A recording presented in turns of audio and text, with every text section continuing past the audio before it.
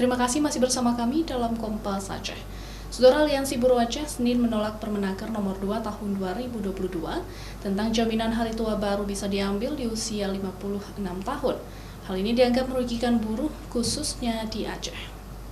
Sebagaimana kita ketahui bersama, Ketua Dewan Pimpinan Wilayah Federasi Serikat Pekerja Metal Indonesia atau DPW FSPMI Aceh, Habibie Insan mengaku, para buruh di Aceh menolak dengan diberlakukannya Permenaker nomor 2 tahun 2022 tersebut.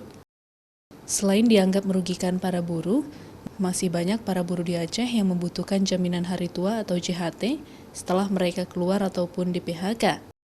Sangat memberatkan ketika para buruh baru bisa mengambil JHT di usia 56 tahun, apalagi menurut Habibie kesejahteraan buruh Aceh juga masih belum terjamin.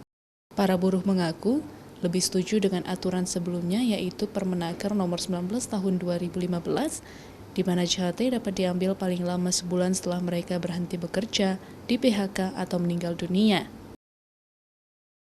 Nah, ini sangat merugikan teman-teman pekerja karena itu tabungannya sendiri. Itu sikap kami bahwa jadi kami akan melakukan penolakan, bahkan melakukan aksi untuk menggagalkan atau membatalkan Permenaker nomor 2 tahun 2022. Menindaklanjuti Permenaker tersebut, pihak buruh mengaku akan menggelar aksi besar-besaran dan mogok kerja jika aturan JHT tidak dikembalikan seperti sebelumnya. Syahril, Kompas TV, Banda Aceh.